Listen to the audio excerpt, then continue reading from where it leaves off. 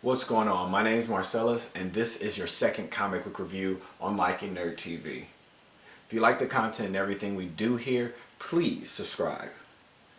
You can't push that button, you still gotta push that button. I tell you this every time. I don't know if you actually understand it. No one really subscribes, so I guess I gotta explain it to you. This does nothing. You gotta push that one, or the one that's down there somewhere. Subscribe to the channel, please comment and like, and let's get into it. So in our second review, we're doing X-Men, just regular X-Men number 20.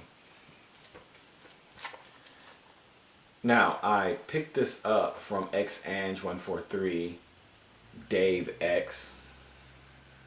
Their Instagram profile that I follow, if I'm not buying anything from Pasadena or Hollywood, that's Comic Factory or Golden Apple, I'm definitely buying from them. I mess around with Silverhand Traders, put that name up there.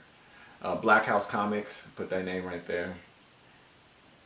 And then here's the list. Alright, these three profiles are the ones that I really mess around with on Instagram. If I'm not buying comics at my other two spots, this is where I'm like spending all my money. So this one came from XAnge143 Dave X.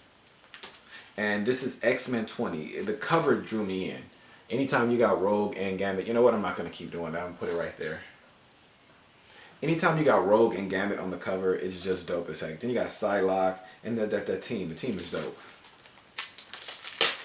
Open it up and give you a look.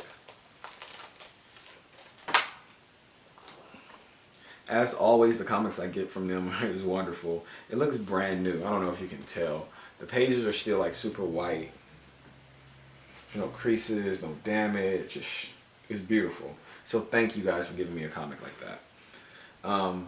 This is X-Men number 20, like I said, and on the cover they say "Guess who's back?" and I like that because it's kind of like hip hop. Guess who's back? Like, the first point I'm going to point out is this: the interaction between Gambit and Beast in the Danger Room.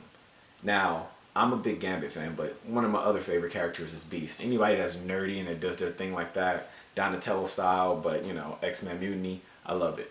To see them interact, two of my favorite characters, is really dope. Seeing them going head to head in the Danger Room was dope as heck. And even more to hear that Gambit was giving Beast a run for his money.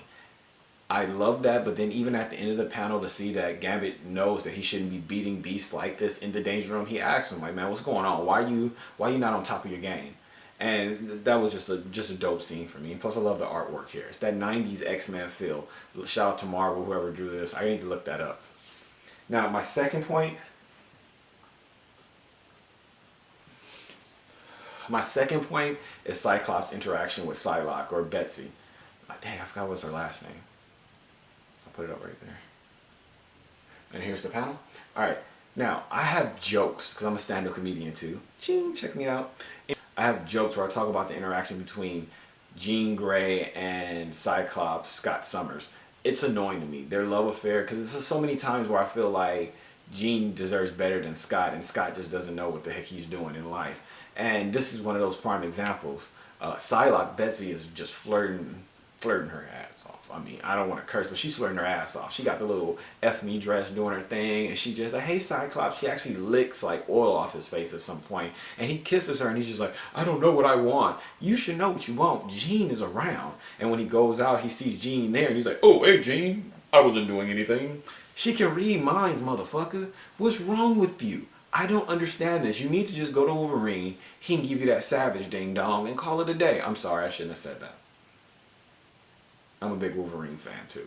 So I just have to say, like, just the dynamic between the way that Wolverine swears that he loves her and what he would do for her, and given just the wishy-washy of Cyclops, is annoying to me. So that interaction here just proved another point to me, because I've never read this comic. So reading it this time, it was another just stone on the pile of, damn, Cyclops sucks. His woman was in the building and he still let this chick lick oil off of him and kiss him. Then he run into his woman, like, "I'm gonna cancel movie night because this chick just got my dick hard." It's so messed up. It's so messed up on so many levels. And I'm just like, why don't you just go hang out with Wolverine? So that's gonna get to my third point. In the comic, they cut to Wolverine out in the woods just cutting up a tree with his claws, and Jubilee walking up on him. Because it was this whole point that he had a lot on his mind and he likes to think by fighting. I do that a lot. Sometimes I just go in the back and hit the punching bag to think. Put some music on my head and do. And as you're getting that hostility out and that anger, you really start to think on a better level. You feel balanced. So it was dope to see Wolverine do that, and it's something that I do in my everyday life. I don't have claws that pop out, and I don't cut down trees in the middle. No, that, you know what I'm saying. Well, so anyway, Jubilee, she sneaks up on them, and they're talking back and forth, and their interaction is wonderful. I'll put that up here. So at one point, Wolverine's sniffing around. He's like, hey, somebody's sneaking around out there. And spoiler, I'm going to pause. Spoiler, at the end of the comic book, yeah, I didn't warn you if you're still looking at your phone. At the end of the comic book, Wolverine got his senses. He's like, I smell something. Oh, shit. It's just Psylocke. And then Jubilee's like, it can't be Psylocke. Psylocke's walking around in her gimme sex dress. What? Like, what you talking about? What you talking about, Jubilee? She says it right there. Like, look. Like, she trying to get that booty. She trying to get, they know she trying to get Cyclops. And they just left her in there like, hey, y'all do what y'all got to do. I got to go. So when this lady pops out in the woods that smells just like Psylocke, they're freaking out. They're like, dude, nah, that's Betsy. No, it's not. Homegirl pops out, pulls her hood back, like, hey, the chick you thought was Betsy isn't Betsy. I'm Betsy, bitch. There's two of us. And it's just crazy. And I don't know what's going to happen because I don't got episode 21. Only got issue 20. So, as a whole, just because it had Gambit in there, I give, no, the art was wonderful. The art was out of control. The art was at least a 9. The least was a 9. Because I'm a big 90s person, so it was all 90s style. They gave me all my favorite X-Men. No, they didn't give me all of them. They gave me a nice amount of my favorite X-Men. I got to see Scott look stupid, so the storyline is on was an 8. As a whole, I give this comic, I gotta stop rating them because I don't, man. But no, this was a pretty good comic, so I gotta give this comic an 8 out of 10. 8 out of 10, definitely. It was a dope comic.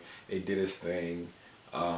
Spoiler, the ending where it's just like, guess who's back? It's Betsy, but Betsy been here. What do you mean Psylocke is back? Psylocke has been here. It was cool. I like that. That was a flip-floppy. Once again, this is Lycan Nerd TV, comic book review number 2. We did X-Men number 20. If you like what you see, please subscribe.